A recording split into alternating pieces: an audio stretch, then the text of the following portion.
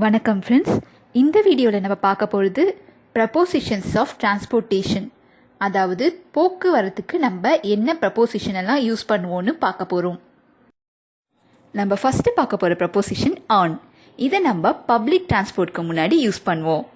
இன்னும் உங்களுக்கு ஈஸியாக ஞாபகம் வச்சுக்கிற மாதிரி சொன்னோன்னா, எந்த வண்டியிலலாம் நீங்கள் உட்காந்துட்டு மட்டும் இல்லாமல் நின்றுட்டும் ட்ராவல் பண்ண முடியுமோ, ப்ளஸ் அந்த வண்டி ஓடும்போது, அதாவது மூமெண்ட்டில் இருக்கும்போது அதுக்குள்ளே உங்களால் நடக்கவும் முடியுமோ, அதுக்கு முன்னாடியெல்லாம் நீங்கள் ஆன் சேர்த்து எழுதலாம்.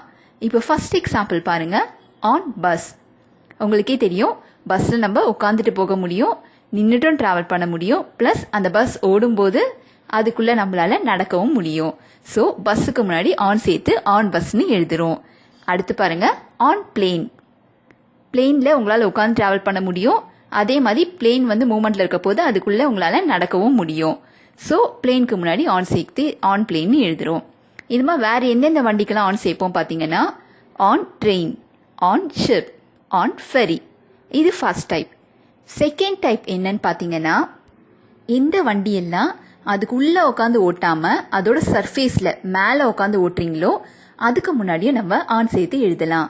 இப்போ எக்ஸாம்பிள் பாருங்கள். On bike. பைக் நம்ம பைக்குக்கு மேலே உட்காந்து ஓட்டுறோம், கார் மாதிரி உள்ளெல்லாம் உட்காந்து ஓட்டல. ஸோ பைக்குக்கு முன்னாடி ஆன் சேர்த்து ஆன் பைக்குன்னு எழுதுவோம். அடுத்து பாருங்கள், ஆன் சைக்கிள். சைக்கிளும் நம்ம மேலே உட்காந்து சர்ஃபேஸில் உட்காந்து ஓட்டுறோம். ஸோ அதுக்கும் நம்ம ஆன்ற ப்ரப்போசிஷன் தான் சேர்ப்போம். தேர்ட் பார்த்தீங்கன்னா, அனிமல்ஸ், அதாவது எந்தெந்த விலங்கு மேலே உட்காந்து நம்ம சவாரி செய்கிறோமோ அதுக்கும் நம்ம ஆன் யூஸ் பண்ணலாங்க. எக்ஸாம்பிள் பாருங்கள். ஆன் ஆர்ஸ், அதாவது குதிரை மேலே நம்ம சவாரி செய்வோம். ஆன் கேமல், ஒட்டகம் மேலே. இது மாதிரி எந்தெந்த அனிமல்ஸ் மேலே நீங்கள் சவாரி செய்கிறீங்களோ அதுக்கெல்லாம் ஆன் சேர்த்து தான் எழுதணும். கடைசியாக பார்த்தீங்கன்னா, ஆன் ஃபுட். ஆன் ஃபுட்னா எந்த வித வண்டியும் யூஸ் பண்ணாமல் நீங்கள் நடந்து போறீங்கன்னு அர்த்தம். இப்போ எங்கெங்கெல்லாம் ஆன் யூஸ் பண்ண உங்களுக்கு தெரிஞ்சிருக்கும்னு நினைக்கிறேன். அடுத்து நம்ம பார்க்க போகிற ப்ரப்போசிஷன் இன். அதாவது எந்த வண்டி ஓடும்போது அதுக்குள்ளே உங்களால் நிற்கவோ இல்லை நடக்கவோ முடியாதோ, வெறும் உட்காந்துட்டு மட்டும்தான் போக முடியுமோ, அதுக்கு முன்னாடியெல்லாம் நம்ம இன் யூஸ் பண்ணுவோம். இப்போ எக்ஸாம்பிள் பாருங்கள். இன் கார். உங்களுக்கே தெரியும், காரில் ஏறினோன்னு நம்ம உட்காந்துட்டு, அதாவது சிட்டிங் பொசிஷனில் தான் போவோமே தவிர அதுக்குள்ளே நம்மளால் நின்றுட்டு ட்ராவல் பண்ண முடியாது. அதே மாதிரி கார் ஓடும்போது அதுக்குள்ளே நம்மளால் நடக்கவும் முடியாது. ஸோ காருக்கு முன்னாடி இன் சேர்த்து இன் கார்னு எழுதுகிறோம். வேறு எந்த வண்டிக்கெல்லாம் இன் யூஸ் பண்ணுவோம் பார்த்தீங்கன்னா, in taxi, in auto, in truck, in lorry, in helicopter. இப்போ உங்களுக்கு எங்கெங்கெல்லாம் இன் யூஸ் பண்ணணும்னு தெரிஞ்சிருக்கும்னு நினைக்கிறேன். அடுத்து நம்ம பார்க்க போகிற ப்ரப்போசிஷன் பை. பை நீங்கள் எல்லா வண்டிக்கு முன்னாடியும் யூஸ் பண்ணலாம். எக்ஸாம்பிள் பாருங்கள். By bus, by car, by taxi, by train, by bike. இது மாதிரி வெஹிக்கிளுக்கு முன்னாடி மட்டும் இல்லைங்க, மோட்ஸ் ஆஃப் டிரான்ஸ்போர்ட்க்கு முன்னாடியும் நீங்கள் பை யூஸ் பண்ணலாம். மோட்ஸ் ஆஃப் டிரான்ஸ்போர்ட்னா என்னன்னு பார்த்தீங்கன்னா, நீங்கள் தரை வழியாக போகிறீங்களா, இல்லை வான் வழியாக போகிறீங்களா, கடல் வழியாக போகிறீங்களா அப்படின்னு சொல்கிறது தான் மோட்ஸ் ஆஃப் டிரான்ஸ்போர்ட். இப்போ ஃபர்ஸ்ட் ஒன் பாருங்கள். By road. ரோட்னா தரை வழி. பை ரெயில் அப்படின்னா ட்ரெயினில் போகிறீங்கன்னு அர்த்தம். பை ஹேர் அப்படின்னா வான்வழி. பை சி கடல் வழி. இப்போ உங்களுக்கு எங்கெங்கெல்லாம் பை யூஸ் பண்ணணும்னு தெரிஞ்சிருக்கும். இப்போ நம்ம பை, ஆன், இன் இந்த ப்ரப்போசிஷன்ஸை எங்கே எப்படி யூஸ் பண்ணணும்னு பார்க்கலாம். எக்ஸாம்பிளுக்கு, உங்கள் வீட்டுக்கு ஒரு விருந்தாளி வராரு. அவர்கிட்ட நீங்கள் கேட்குறீங்க, எப்படி வந்தீங்க அப்படின்னு. அவர் சொல்கிறாரு, நான் காரில் வந்தேன் அப்படின்னு. உங்களுக்கே தெரியும், காருக்கு நம்ம பை அப்புறம் இன் இந்த ரெண்டு ப்ரப்போசிஷன்ஸை யூஸ் பண்ணுவோம். அவர் நான் காரில் வந்தேன் அப்படின்னு பொதுவாக சொன்னால் நீங்கள் பை சேர்த்து பை கார்னு எழுதலாம்.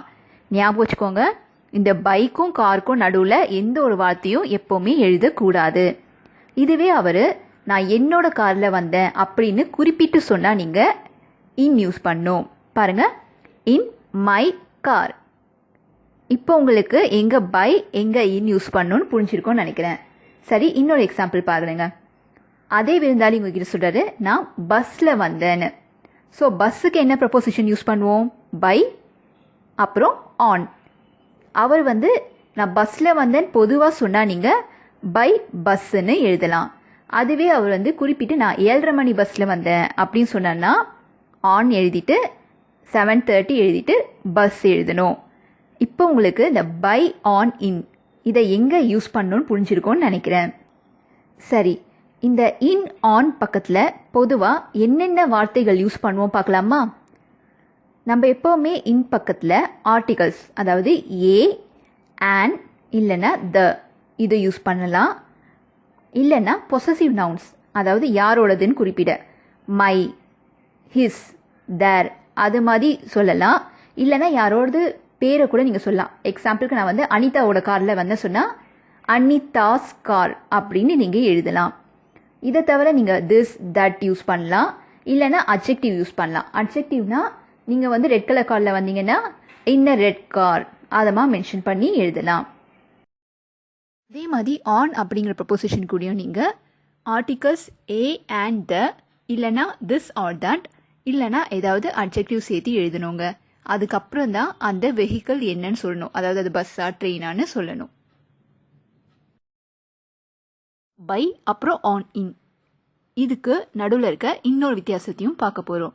இப்போ பொதுவாக ஒருத்தர் உங்ககிட்ட எந்த வண்டியில் வந்தீங்க கேட்க போது நீங்கள் நான் பஸ்ஸில் வந்தேன் அப்படி சொல்ல போது பை பஸ் யூஸ் பண்ணலாம். இல்லை நான் ஏற்கனவே சொன்ன மாதிரி நான் வந்து 7:30 பஸ்ஸில் வந்தேன் அப்படின்னு சொல்ல போது ஆன் 7:30 பஸ்ன்னு யூஸ் பண்ணலாம். இப்போ எக்ஸாம்பிளுக்கு பாருங்கள், I go to college by car, அதாவது நான் பொதுவாக காரில் போவேன் அப்படி சொல்கிறதுக்கு நம்ம பை கார் எழுதுவோம். அடுத்தது பாருங்கள், I go to college in my friends car, அதாவது என்னோட ஃப்ரெண்டோட காரில் நான் காலேஜ் போவேன். இதுமா குறிப்பிட்டு சொல்லும்போது நம்ம இன் அப்படிங்கிற ப்ரொபோசிஷனை சேர்த்து எழுதுவோம். இப்போ நெக்ஸ்ட் எக்ஸாம்பிள் பாருங்கள், I go to school by bus, நான் பஸ்ஸில் ஸ்கூலுக்கு போவேன். அடுத்தது பாருங்கள், I go to school on 7:30 bus, அதாவது 7:30 மணி பஸ்ஸில் தான் நான் ஸ்கூலுக்கு போவேன். அடுத்த எக்ஸாம்பிள் பாருங்கள், I go to school on foot அப்படின்னா என்ன அர்த்தம்னா நான் நடந்து போவேன்னு அர்த்தம், அதாவது ஐ வாக் டு ஸ்கூல்னு அர்த்தம். நான் ஒன்று ஞாபகம் வச்சுக்கோங்க, நான் இப்போ உங்ககிட்ட கேட்குறேன் நீங்கள் எங்கே இருக்கீங்கன்னு, நீங்கள் வந்து பஸ்ஸில் இருக்கீங்க. அப்போது என்ன சொல்லணும்னா I am on the bus அப்படின்னு தான் சொல்லணுமே தவிர பை பஸ் யூஸ் பண்ணக்கூடாது. பைன்ற ப்ரப்போசிஷன் எப்போ யூஸ் பண்ணுவோன்னா எதில் வந்தீங்கன்னு சொல்கிறதுக்கு தான். நான் இப்போ இருக்கேன் அதில் அப்படி சொல்ல போது ஆன் இல்லை இன் தான் யூஸ் பண்ணணும். அது பஸ்ஸாக இருந்தால் ஆன் யூஸ் பண்ணணும், காராக இருந்தால் இன் யூஸ் பண்ணணும். இப்போ எக்ஸாம்பிள் பாருங்கள், இப்போ நீங்கள் உங்கள் ஃப்ரெண்ட் கிட்ட கேட்குறீங்க வேர் ஆர் யூ அப்படின்னு. இப்போ அவங்க ஃப்ரெண்டு வந்து பஸ்ஸில் இருக்காங்க, ட்ராவல் பண்ணிட்டு இருக்காங்க. அப்போ அவங்க என்ன சொல்லுவாங்கன்னா I am on the bus அப்படின்னு சொல்லுவாங்க. ஐ எம் பை பஸ்ன்னு சொல்லக்கூடாது. பைங்கிறது எதில் வந்தேன்னு சொல்கிறதுக்கு தான். நான் இப்போ பஸ்ஸில் இருக்கேன் அப்படி சொல்ல போது ஆன் அப்படிங்கிற ப்ரப்போசிஷன் தாங்க யூஸ் பண்ணோம். அடுத்த எக்ஸாம்பிள் பாருங்கள், are you on the train, அதாவது நீ ட்ரெயினில் இருக்கியா அப்படின்னு கேட்குறோம். ஆன் த ட்ரெயின், உங்களுக்கே தெரியும் ட்ரெயினுக்கு நம்ம ஆன் அப்படிங்கிற ப்ரப்போசிஷன் தான் யூஸ் பண்ணுவோம். அப்படின்னா என்ன அர்த்தம்னா அவங்க ட்ரெயினுக்கு மேலே கூரையில் இருக்காங்கன்னு அர்த்தம் இல்லை, ட்ரெயினுக்குள்ளே இருந்து தான் ட்ராவல் பண்ணுறாங்கன்னு அர்த்தம். கடைசி எக்ஸாம்பிள் பாருங்கள், I left my bag on the bus, நான் என்னோட பேக்கை பஸ்லேயே விட்டுட்டேன். இங்கேயும் பார்த்தீங்கன்னா நம்ம ஆனுங்கிற ப்ரப்போசிஷன் தான் யூஸ் பண்ணுறோம். இப்போ உங்களுக்கு புரியும், பொதுவாக எதில் வந்தால் சொல்ல போது பை, நான் வந்து பஸ்ஸில் இருக்கேன் அது மாதிரி சொல்லும்போது ஆன் யூஸ் பண்ணணும். அதே கார் அது மாதிரி இருந்தால் நீங்கள் இன் யூஸ் பண்ணணும். இப்போ உங்களுக்கு பை ஆன் இன் இது தெளிவாக புரிஞ்சிருக்கும்னு நினைக்கிறேன். நெக்ஸ்ட் நம்ம பார்க்க போகிறது டிரைவ் அப்புறம் ரைட், அதாவது எந்தெந்த வண்டிக்கெல்லாம் நம்ம டிரைவ் அப்படின்ற வேர்ப் யூஸ் பண்ணுவோம், அதே மாதிரி எதுக்கெல்லாம் ரைட் அப்படிங்கிற வேர்பை யூஸ் பண்ணுவோன்னு. ரொம்ப சிம்பிள். எந்த வண்டியெல்லாம் நீங்கள் உள்ளே உட்காந்து ஓட்ட முடியுமோ அதுக்கெல்லாம் நீங்கள் டிரைவ் யூஸ் பண்ணலாம்.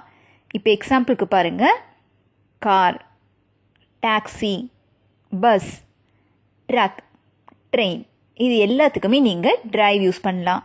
அப்போ ரைடு எதுக்கு யூஸ் பண்ணுவீங்க பார்த்தீங்கன்னா, எந்த வண்டியெல்லாம் நீங்கள் மேலே அதாவது சர்ஃபேஸில் உட்காந்து ஓட்டுவீங்களோ அதுக்கெல்லாம் நீங்கள் ரைடு யூஸ் பண்ணலாம். எதுக்கெல்லாம் பாருங்கள், பைக், சைக்கிள். இது மட்டும் இல்லைங்க, நீங்கள் அனிமல்ஸ் மேலே சவாரி செய்யும் போதும் நீங்கள் ரைடு யூஸ் பண்ணலாம். எந்தெந்த அனிமலுக்குன்னா எலிஃபண்ட், கேமல், ஹார்ஸ். இப்போ எங்கே ரைட் அண்ட் எங்கே டிரைவ் யூஸ் பண்ணணும்னு உங்களுக்கு தெரிஞ்சிருக்கும். இப்போ இதுக்கு சில எக்ஸாம்பிள்ஸ் பார்க்கலாம். ஃபர்ஸ்ட் எக்ஸாம்பிள் பாருங்கள், David is a bus driver. David ஒரு பஸ் டிரைவர். அப்போ அவர் என்ன பண்ணுவார்? He drives a bus. அவர் பஸ்ஸை ஓட்டுவார். அடுத்த எக்ஸாம்பிள் பாருங்க. Can you drive a car? உங்களுக்கு கார் ஓட்ட தெரியுமா? இப்போ இது ரெண்டுத்தையும் நம்ம டிரைவ்ன்ற வேர்ப் யூஸ் பண்ணியிருக்கோம். ஏன்னா பஸ், கார் இது ரெண்டுமே நம்ம உள்ளே உட்காந்து ஓட்டுவோம். அடுத்த எக்ஸாம்பிள் பாருங்க. Do you know how to ride a horse? உனக்கு குதிரை எப்படி ஓட்டணும்னு தெரியுமா? இங்கே ஹார்ஸ்ன்றது ஒரு அனிமல், அதனால அதுக்கு முன்னாடி நம்ம ரைடுங்கிற வேர்ப் யூஸ் பண்ணியிருக்கோம். இன்னொரு எக்ஸாம்பிள் பாருங்க. I can't write a cycle. எனக்கு சைக்கிள் ஓட்ட தெரியாது. சைக்கிள் நம்ம அதுக்கு மேலே உட்காந்து ஓட்டுவோம். ஸோ இங்கே நம்ம ரைடுங்கிற வேர்பை யூஸ் பண்ணியிருக்கோம். இப்போ உங்களுக்கு ரைட் அண்ட் டிரைவ் தெளிவாக புரிஞ்சிருக்கோன்னு நினைக்கிறேன். அடுத்து நம்ம பார்க்க போகிற preposition get in, get on. இது ரெண்டுத்துக்கும் என்ன அர்த்தம்னா வண்டிக்குள்ள ஏறுன்னு. ஃபர்ஸ்ட் நம்ம பார்க்க போகிறது கெட் இன். கெட் இன் இதை எங்கே யூஸ் பண்ணுவோம் பார்த்தீங்கன்னா, நீங்கள் எந்த வண்டிக்கு முன்னாடி எல்லாம் இன் அப்படிங்கிற ப்ரப்போசிஷன் யூஸ் பண்ணீங்களோ அது எல்லாத்துக்குமே நீங்கள் கெட் இன் யூஸ் பண்ணலாம். இப்போ எக்ஸாம்பிள் பாருங்க. Get in to the car, get in to the taxi, get in to the auto. அப்படின்னா என்ன அர்த்தம்னா கார்க்குள்ளே ஏறு, டாக்ஸியில் ஏறு, ஆட்டோவில் ஏறுன்னு அர்த்தம். அதை இறங்குன்னு சொல்கிறதுக்கு நீங்கள் கெட் அவுட் ஆஃப் அப்படின்ற வார்த்தையை யூஸ் பண்ணுவீங்க. இப்போ எக்ஸாம்பிள் பாருங்க. Get out of the car, get out of the taxi, get out of the auto. அப்படின்னா என்ன அர்த்தம்னா கார்லேருந்து இறங்கு, டாக்ஸிலேருந்து இறங்கு, ஆட்டோலேருந்து இறங்குன்னு அர்த்தம். சரி, இதை இப்போ எப்படி சென்டென்ஸில் எழுதுறோன்னு பாருங்க. She got out of the car and went home. அவ கார்லேருந்து இறங்கி வீட்டுக்குள்ளே போயிட்டா. இப்போ உங்களுக்கு கெட் இன் புரிஞ்சிருக்கும். அடுத்து நம்ம பார்க்க போகிறது கெட் ஆன். நம்ம எந்த வண்டிக்கு முன்னாடி எல்லாம் ஆன் அப்படிங்கிற ப்ரப்போசிஷன் யூஸ் பண்ணோமோ அது எல்லாத்துக்குமே நீங்கள் கெட் ஆன் யூஸ் பண்ணலாம். இப்போ பாருங்க. Get on the plane, get on the bus, get on the train. இதுக்கு என்ன அர்த்தம்னா பிளேனில் ஏறு, பஸ்ஸில் ஏறு, ட்ரெயினில் ஏறுன்னு அர்த்தம். இறங்கு சொல்கிறதுக்கு நீங்கள் கெட் ஆஃப் அப்படின்ற வார்த்தையை யூஸ் பண்ணுவீங்க. இப்போ எக்ஸாம்பிள் பாருங்க. Get off the plane, get off the bus, get off the train. அப்படின்னா பிளேன்லேருந்து இறங்கு, பஸ்லேருந்து இறங்கு, ட்ரெயின்லேருந்து இறங்குன்னு அர்த்தம். இப்போ இதை எப்படி சென்டென்ஸில் எழுதியிருக்கோம் பாருங்க. Get off the bus at the next stop. அடுத்த ஸ்டாப் வரப்போது பஸ்லேருந்து இறங்கு. இப்போ உங்களுக்கு get in and get on புரிஞ்சிருக்கும்னு நினைக்கிறேன். இதோட ப்ரப்போசிஷன்ஸ் ஆஃப் டிரான்ஸ்போர்ட்டேஷன் முடிஞ்சது. அடுத்த வீடியோவில் மீட் பண்ணலாம். தேங்க்யூ.